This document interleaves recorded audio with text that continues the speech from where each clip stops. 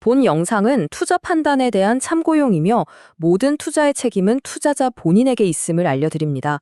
특정 종목의 매수 또는 매도 추천이 아님을 명확히 밝힙니다. 환영합니다. 주식으로 세상을 이해하는 시간입니다. 구독자님들께서 남겨주시는 소중한 피드백 덕분에 저희 분석이 날마다 깊어지고 있어요. 정말 진심으로 감사드립니다. 자, 오늘 시장 정말 뜨거웠죠? 코스피 지수는 올랐는데 이상하게 내 계좌는 왜 파란불일까 고개 갸웃하셨던 분들 아마 많으셨을 겁니다. 바로 시장의 모든 돈이 딱 한 곳으로만 흘러들어간 아주 극심한 양극화 장세 때문이었는데요. 오늘 그 현상의 중심에 있었던 삼성전자와 반도체의 독주, 과연 언제까지 갈지 속 시원하게 파헤쳐보겠습니다. 오늘 우리가 함께 살펴볼 순서인데요. 먼저 겉으로 보이는 지수 뒤에 숨겨진 시장의 진짜 속살을 들여다보고요. 이 모든 상황을 만들어낸 거시경제의 핵심 열쇠, 바로 환율의 움직임을 짚어보겠습니다. 이어서 산업과 종목 단으로 좀 더 깊숙이 들어가서 반도체의 화려한 독주와 그 그늘에 가려진 섹터들의 명암을 살피고요. 마지막으로 이 모든 데이터를 바탕으로 다가오는 새해를 준비하는 현명한 투자 전략까지 큰 그림에서부터 구체적인 내용으로 탑다운 방식으로 명쾌하게 정리해드릴게요. 자, 그럼 본격적으로 시작해 볼까요? 12월 26일 연말을 향해 달려가는 시장은 겉보기엔 참 평온했습니다. 코스피는 상승 마감하면서 연말 랠리에 대한 기분 좋은 기대를 이어갔죠. 하지만 그 수면 아래에서는요, 정말 격렬한 드라마가 펼쳐지고 있었습니다. 이 표가 바로 그 증거입니다. 코스피와 코스닥 지수 분명 빨간불을 켰잖아요. 그런데 그 속을 한번 자세히 들여다보세요. 오른 종목은 200개 남짓인데 내린 종목은 무려 700개가 넘습니다. 이건 정상적인 상승장이 아니죠. 지수는 올랐지만 대부분의 투자자들은 오히려 손실을 봤을 가능성이 높은 이른바 착시 현상이었던 겁니다. 시장에 있는 돈이 전부 한 곳으로만 진공청소기처럼 빨려 들어가는 그런 극단적인 집중화 현상을 아주 잘 보여주는 대목이죠. 정말 이 비유가 오늘 시장을 한마디로 요약하는 것 같아요. 오직 반도체라는 주인공만이 무대 중앙에서 화려한 스포트라이트를 독차지했고요. 나머지 업종들은 모두 조명이 꺼진 무대 뒤편에서 엑스트라 신세가 된 그런 하루였습니다. 그렇다면 이 위대한 주인공 반도체는 대체 어떻게 이런 압도적인 동무대를 만들 수 있었을까요? 바로 그 답은 거시경제, 즉 매크로 환경에 있습니다. 이 주인공을 무대 정중앙으로 밀어올린 보이지 않는 강력한 힘은 과연 무엇이었을까요? 그 비밀의 열쇠는 바로 환율이 쥐고 있었습니다. 오늘 시장에서 진짜 주목해야 할 숫자는 코스피 지수가 아니라 바로 이 숫자, 마이너스 7.3원입니다. 원달러 환율이 하루 만에 7원 넘게 뚝 떨어지면서 1,430원대까지 내려왔거든요. 저처럼 시장을 20년 이상 봐온 사람들은 압니다. 하루 환율 변동폭이 이 정도라는 건 이건 그냥 숫자가 아니라 시장의 판을 통째로 뒤흔드는 아주 강력한 신호라는 걸. 그리고 이 극적인 환율 하락의 방아쇠를 당긴 건 바로 이 뉴스였습니다. 국민연금이 해외 투자 자산에 대한 환해지를 다시 시작한다는 소식이었죠. 이게 무슨 말이냐면 쉽게 말해서 시장의 가장 큰 손인 국민연금이 앞으로 달러를 팔고 원화를 살 일이 많아질 거라는 아주 강력한 신호탄이었던 거예요. 여기에 정부의 개입 의지까지 더해지니까 그동안 달러가 더 오를 거야 하면서 꽉 잠겨있던 달러 매물들이 시장에 와르르 쏟아져 나온 거죠. 자, 이 문장이 핵심입니다. 원화 강세는 외국인 투자자들에게 초록불 신호등이다. 왜냐하면요, 환율이 내려가면, 즉 원화 가치가 올라가면 외국인들 입장에서는 똑같은 1달러로 더 많은 한국 주식을 살 수 있게 되잖아요. 마치 한국 주식 시장이 갑자기 세일에 들어간 것처럼 느껴지는 거죠. 게다가 이제 달러 강세도 끝물이구나 하는 신호를 주면서 그동안 망설였던 한국 주식 쇼핑에 아주 공격적으로 나서게 만든 겁니다. 자, 그럼 이 거대한 매크로의 흐름이 각 산업에는 어떻게 영향을 미쳤는지 한번 살펴볼까요? 우리의 주인공 반도체가 신나게 질주하는 동안 다른 업종들이 어떤 시련을 겪었는지 아주 명확하게 드러납니다. 이 차트 한번 보세요. 하루 동안의 희비가 정말 극명하게 갈리죠.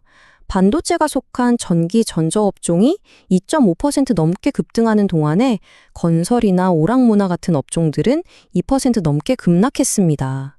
하루에 시장에 들어오는 돈의 총량은 한정되어 있는데 그 돈이 몽땅 반도체 쪽으로만 쏠리니까 다른 쪽은 그야말로 피를 흘릴 수밖에 없는 그런 제로섬 게임이 펼쳐진 겁니다.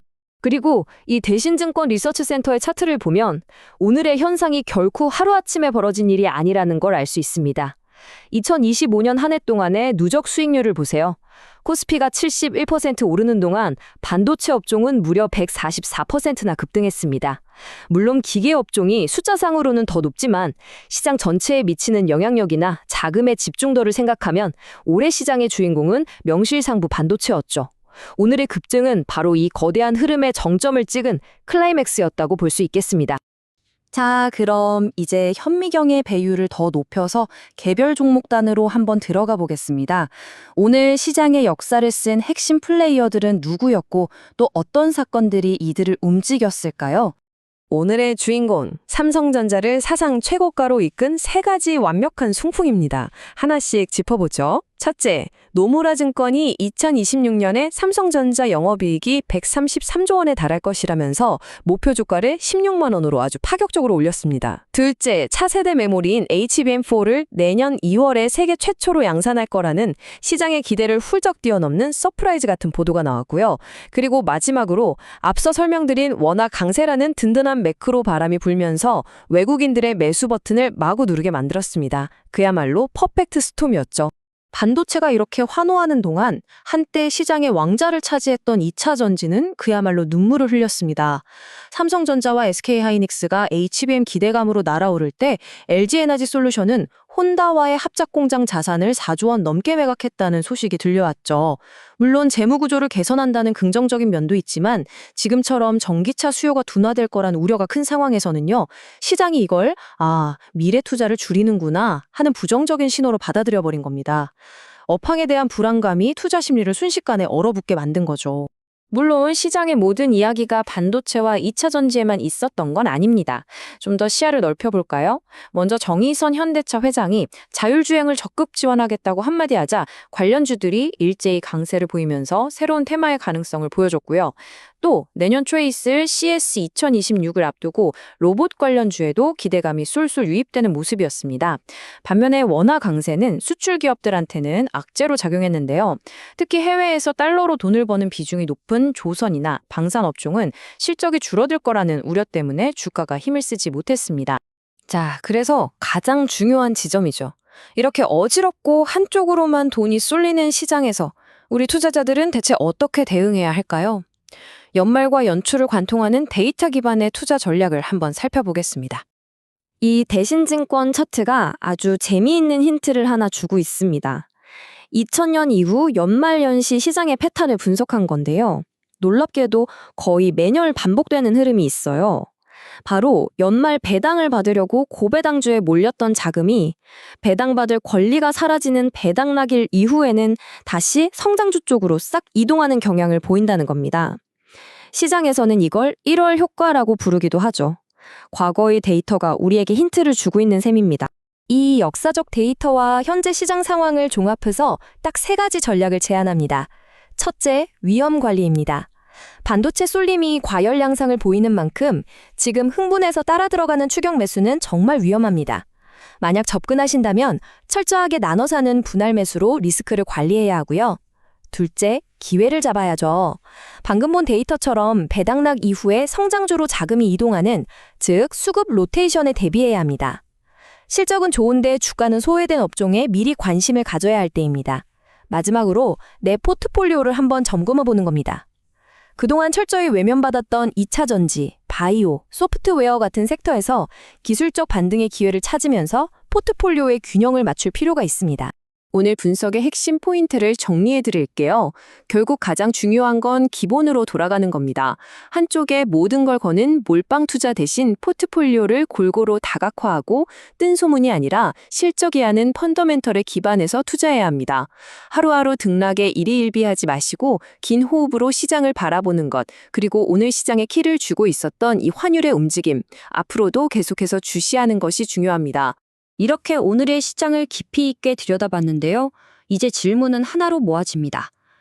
과연 이 뜨거운 반도체의 독주는 계속될 것인가?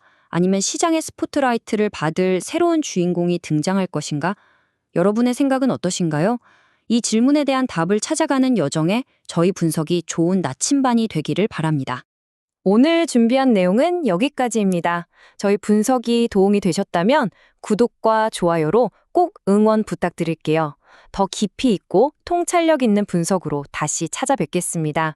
이상 주식으로 세상 이야기였습니다.